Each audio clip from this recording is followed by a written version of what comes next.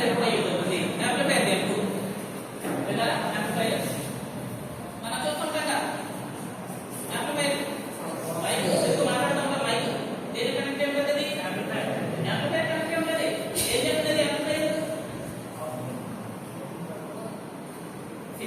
ఇదిగో ఏం చెప్పాను నేను, data can be a video or an audio. ఇదిగో మైక్రోఫోన్ యూజ్ చేస్తున్నాను అని చెప్తాను అన్న, ఎలాగా ఇన్పుట్ ట్రాన్స్డ్యూసర్ కదా అని చెప్పి. Of course microphone is an input transducer. ఇదిగో మైక్రోఫోన్ ని మాట్లాడుతున్నాను, మైక్రోఫోన్ లో ఏం చెప్పలేదు? వాడే యాంప్లిఫైర్ వెళ్ళిపోతా లేదు, యాంప్లిఫైర్ వెళ్తుంది. యాంప్లిఫైర్ ఏం చేసేది? ఎలక్ట్రికల్ సిగ్నల్స్ కింద కన్వర్ట్ చేస్తుంది, అంతే కదా? ఎలక్ట్రికల్ సిగ్నల్స్ కింద కన్వర్ట్ అయ్యి దానికే అదే యాంప్లిఫైర్ కి జాగ్రత్త ఎప్పుడైనా చూస్తే ఈ మైక్ ఏమో ముందు జాక్ కి ఆడియో జాక్ కనెక్ట్ అయ్యి ఉంటుంది. ఆడియో అవుట్పుట్ కూడా వెళ్ళాలి కదా, అది ఒక స్పీకర్ ఉన్నాయి. ఆ స్పీకర్ నుంచి మళ్ళీ నా ఆడియో వినిపించాలి అంటే ఏంటి? యాంప్లిఫైర్ బ్యాక్ సైడ్ కనెక్ట్ చేసి ఉంటుంది speaker output audio, input audio. అంటే ఈ యాంప్లిఫైర్ ఈ మైక్రోఫోన్ నుంచి వచ్చినటువంటి ఆడియోని ఎలక్ట్రికల్ సిగ్నల్స్ కింద కన్వర్ట్ చేస్తుంది. చేసిన తర్వాత మళ్ళీ ఏం చేస్తుంది? మళ్ళీ ఆడియో కింద కన్వర్ట్ అవ్వాలి. అదిగో బయట అవుట్పుట్ జాబ్ నుంచి మళ్ళీ ఆడియో కింద కన్వర్ట్ చేసి బయటకు పోతుంది. అదిగో స్పీకర్ నుంచి నా ఆడియో మళ్ళీ రానిస్తుంది, అంతే కదా? యాంప్లిఫైర్ కూడా ఇదిగో ట్రాన్స్మిటరే, ట్రాన్స్లేట్ చేస్తుంది. ఏమేమి ఉన్నాయి దీంట్లో? ట్రాన్స్లేషన్ ప్రాసెస్ లో మాడ్యులేషన్, డేటాని ఎలక్ట్రికల్ సిగ్నల్స్ కింద కన్వర్ట్ చేయడం. ఇదిగో యాంప్లిఫైర్ ఎన్కోడింగ్ ఇవన్నీ ప్రాసెస్. ఆ మాడ్యులేషన్ లో ఇవన్నీ కూడా ప్రాసెస్ లా, ఓకేనా? నౌ ఇదిగో transmitted signal will place over the channel, over the medium. ఇదిగో దీని నుంచి బయటకు వచ్చేది ఏంటి అని అంటే నెక్స్ట్ పేజ్ లో రిసీవ్ ఉంది. ఏంటి? ట్రాన్స్మిటర్. ఇక్కడ రిసీవ్. ఇదిగో ఇక్కడ సిగ్నల్ ఏమొచ్చింది అని అంటే రిసీవ్ సిగ్నల్.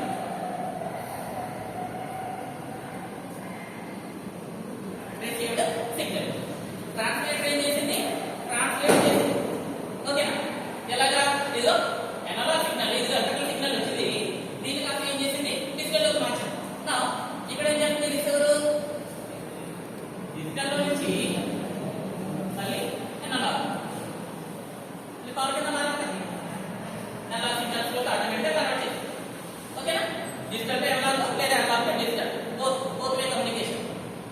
నెక్స్ట్ ఇదిగో ఎన్కోడింగ్ అని చెప్తాను అన్నాను. ఇక్కడ ఎన్కోడ్ అయింది, ఎన్క్రిప్ట్ అయింది డేటా, ఓకేనా? కరెక్ట్ ఏం అవ్వాలి? డీకోడ్ అవ్వాలి, ఓకేనా? ఇది ఇక్కడ యాంప్లిఫైర్ యూజ్ చేస్తాం. ఎక్కడ యూజ్ చేయాలి? ఇదిగో నేను మాట్లాడాను, మైక్రోఫోన్ తీసుకుని నేను మాట్లాడాను కదా, దాన్ని యాంప్లిఫైర్కి వెళ్ళింది, ఎలక్ట్రికల్ సిగ్నల్స్ కింద కన్వర్ట్ చేసింది. మార్కెట్ ఎలక్ట్రికల్ సిగ్నల్స్ కదా, మళ్ళీ ఎలక్ట్రికల్ సిగ్నల్స్ నాకు ఎలా మారాలి?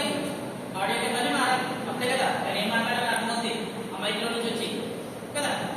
మళ్ళీ ఎక్కడికి కావాలి? యాంప్లిఫైర్ కావాలి కన్వర్ట్ చేయడానికి మాత్రమే, ఓకేనా? ఇదిగో రిసీవర్ చేసే పనికి ఇక్కడ కూడా ఏంటి? మాడ్యులేషన్, ఓకేనా? కాకపోతే ఏ మాడ్యులేషన్? ఈ మాడ్యులేషన్. ఇక్కడ మాడ్యులేషన్, అక్కడేమో డీ మాడ్యులేషన్. ఇక్కడ ఎనలాగ్ డిజిటల్, అక్కడేమో డిజిటల్ టు ఎనలాగ్, ఓకేనా? ఇక్కడ ఎన్కోడింగ్, అక్కడ డీకోడింగ్. ఇక్కడ యాంప్లిఫైర్, అక్కడ యాంప్లిఫైర్. ఈ రెండు మాత్రం మారాలి, ఓకేనా? ఇది ఛానల్ అని చెప్తాను. ఈ ఛానల్లో దేన్ని రెడ్యూస్ చేయాలి, దేన్ని పెంచాలి అని అంటే నాయిస్ ని రెడ్యూస్ చేయాలి. దేన్ని పెంచాలి అని అంటే ఇది సిగ్నల్ స్ట్రెంత్ ని పెంచాలి. ఛానల్లో చేయాల్సిన పని ఇదిగో నాయిస్ ని రెడ్యూస్ చేయాలి, సిగ్నల్ స్ట్రెంత్ ని పెంచాలి అని చెప్తాను. ఈ సిగ్నల్ స్ట్రెంత్ ఏంటి? నాయిస్. నాయిస్ అంటే ఏంటి? డిస్టర్బెన్స్ ఇక్కడ చెప్పాలండి, ఓకేనా? ఎలా వచ్చింది డిస్టర్బెన్స్ అని అంటే మీకు ఆల్రెడీ స్టార్టింగ్ లో చెప్పాలి. ఇదిగో బ్రాడ్బ్యాండ్ కమ్యూనికేషన్ లో డిఫరెంట్ ఫ్రీక్వెన్సీలు ఉన్నటువంటి మొత్తం డేటా అంతా కూడా డిఫరెంట్ ఫ్రీక్వెన్సీస్ తోటి ట్రాన్స్మిట్ అవుతుంది అని చెప్పేసాను అంటున్నాం కదా. అంతెందుకండి, ఇదిగో మనకి ఎయిర్టెల్ టవర్లు ఉన్నాయి కదా, నువ్వు అక్కడికి సిగ్నల్ వస్తుందా? నువ్వు అక్కడికి ఫోన్ వస్తుందా? అందరికీ వస్తుంది కదా. ఎక్కడి నుంచి? ఆ సింగిల్ టవర్ నుంచే. అంటే ఏం చేయాలి? ఇదిగో వచ్చింది, దీన్ని మళ్ళీ డిస్ట్రిబ్యూట్ చేయాలి కదా. అంటే ఎలా డిస్ట్రిబ్యూట్ చేయాలి?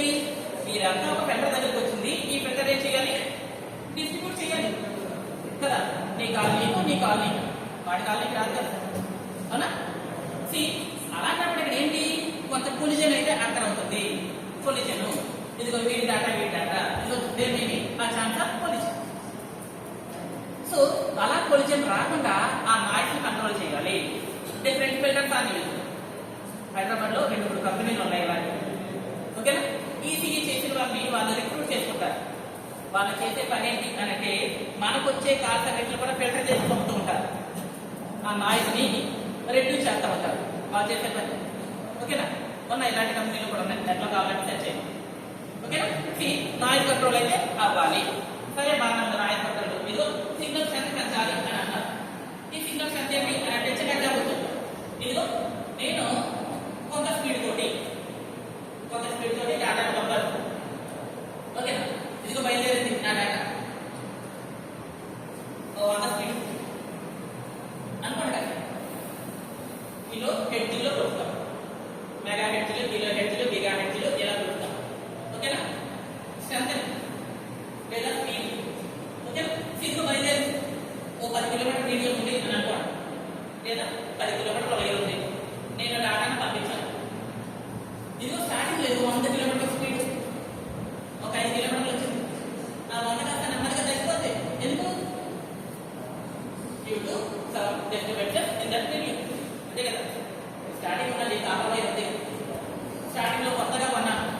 జస్ట్ ఆ పైన ఆ ప్లాస్టిక్ కోర్ మనం ఓపెన్ చేస్తే చాలా నీట్ గా మెరుస్తూ ఉండేది. ఒక 1 ఇయర్ పోయింది, లేదా 2 ఇయర్స్ వచ్చింది, 3 ఇయర్స్ వచ్చింది, ఆటోమేటిక్గా ఆ రాష్ట్రంలో ఫామ్ అయిపోతుంది, బ్లాక్ గా మారిపోయింది కదా. అదా మళ్ళీ ఏం చేయాలి? దాన్ని మళ్ళీ కనుక ఒక ప్లేట్ ఇలా మళ్ళీ కలుపుకుంటారు కదా. అంటే ఏంటి? అది ఆటోమేటిక్గా డస్ట్ పట్టే కొద్దీ అది ట్రాన్స్మిట్ చేసే కెపాసిటీని కోల్పోతుంది కదా. స్టార్టింగ్ అయితే కొత్త ఉంది కాబట్టి స్పీడ్ తో డేటా అంతా ట్రాన్స్మిట్ అవుతుంది. అలా ఏళ్ళు గడిచే కొద్దీ ఆటోమేటిక్గా డేటా స్పీడ్ అనేది లేదా బిట్ రేట్ అనేది తగ్గిపోతుంది. ఓకేనా? ఇలా తగ్గిపోయిందో ఇంత దూరం వెళ్ళేసరికి ఆటోమేటిక్ 100 స్పీడ్ కాస్త మేబీ 70 పడిపోతుంది. ఇది చివరి ఇది 5 కిలోమీటర్, ఇదిగో 0 వచ్చేసింది, 10 కిలోమీటర్స్ రీచ్ అయిపోయాం. ఆటోమేటిక్ ఇక్కడ నుంచి స్పీడ్ ఉన్నప్పుడు ఇంకా తగ్గిపోతాం. ఓకేనా? మేబీ 50 స్పీడ్ వచ్చింది. ఎక్కడున్న వేవ్ లెంత్ ఇక్కడికి వచ్చేసరికి లేదు. ఎప్పుడైతే లేదో నువ్వు పంపిన ఎగ్జాక్ట్ డేటా ఎక్కడికి రీచ్ అవ్వదు. ఓకేనా? ఏదో డేటా పంపవు, ఆ డేటా కాస్త ఎక్కడికి వచ్చేసరికి చేంజ్ అయిపోతుంది. మరి ఏం చేయాలి? చేంజ్ అవ్వదు కదా డేటా. నువ్వు ఏదైతే వెయ్యి పంపించావో అదే వెయ్యి వాడికి వెళ్ళాలి. ఏదైతే ఆడియో పంపించావో అదే ఆడియో వాడు రిసీవ్ చేసుకోవాలి కదా. ఇది ఎక్కడేమో అమ్మాని పంపించావు అక్కడ అలా కాదు, ఏదైతే పంపం అదే రిసీవ్ చేసుకోవాలి. సిగ్నల్ స్ట్రెంత్ అనేది మారకూడదు, స్పీడ్ అనేది మారకూడదు. మరి ఏం చేయాలి? సిగ్నల్ స్ట్రెంత్ ఇంప్రూవ్ చేయాలి. ఏం కావాలి దీనికి? రిపీటర్స్ అని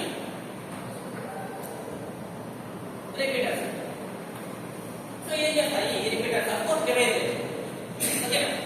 ఒకటి అలాగైతే డివైస్ రిపీటర్లు కూడా డివైస్లే. ఇవి చేసే పని ఏంటి అని అంటే కనుక రిసీవ్ సిగ్నల్ రిసీవ్ చేసుకుంటాయట. రిసీవ్ చేసుకుని వాటి మళ్ళీ ఏదైతే ఇనిషియల్ స్టేజ్ లో ఎంతైతే స్పీడ్ తో ఎంతైతే వేవ్ లెంత్ తో అది ట్రాన్స్మిట్ అవుతూ వచ్చిందో మళ్ళీ ఆ సిగ్నల్ ని అంతే శాతం చేసి మళ్ళీ పంపిస్తుంది. ఎక్కడికి వచ్చింది మళ్ళీ ఏం చేసేదంట?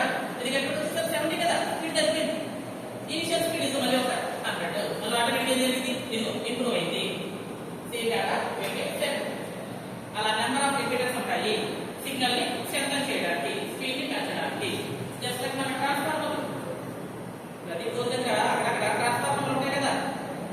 అంటే కదా కరెంట్ ఎక్కడి నుంచి వచ్చింది? మనకి ఎక్కడో నుంచి వచ్చింది కదా. వాడు ఫుల్ స్పీడ్ లోనే నొక్కుతాడు, ఆ మధ్యలో వైర్ అనేది కాకపోతే ఏం జరిగింది? ఆ స్పీడ్ కాస్త తగ్గిపోతుంది. ఈ ట్రాన్స్ఫార్మర్ ఏం చేస్తాయి? మళ్ళీ ఫుల్ స్పీడ్ తోటి మళ్ళీ పవర్ డిస్ట్రిబ్యూట్ చేస్తారు. కానీ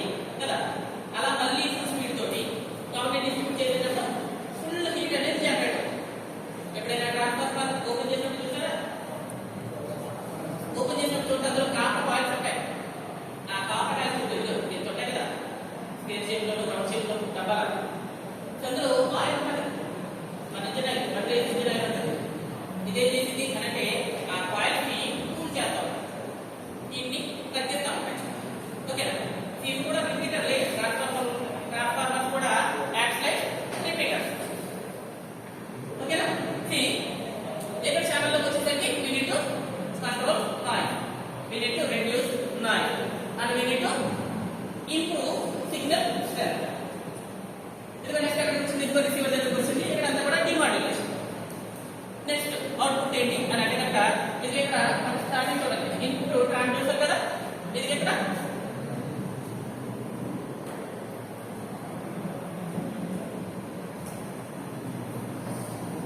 అవుట్పుట్ ట్రాన్స్డ్యూసర్. ఇక్కడ ఇన్పుట్ ట్రాన్స్డ్యూసర్ కింద ఏం తీసుకున్నాం మనం? కీబోర్డ్, మైక్రోఫోన్, ఇదిగో కెమెరా కదా. దానికి ఆపోజిట్ కీబోర్డ్ లో టైప్ చేశాను, ఎక్కడ కనిపించింది నాకు డేటా?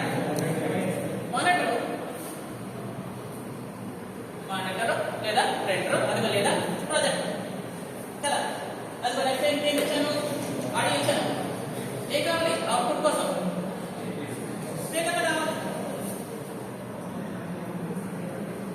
ఇంకేం ఇచ్చాను? వీడియో ఇచ్చాను. అఫ్ కోర్స్ మానిటర్ సాల్వ్ కదా. See all these are output transducer.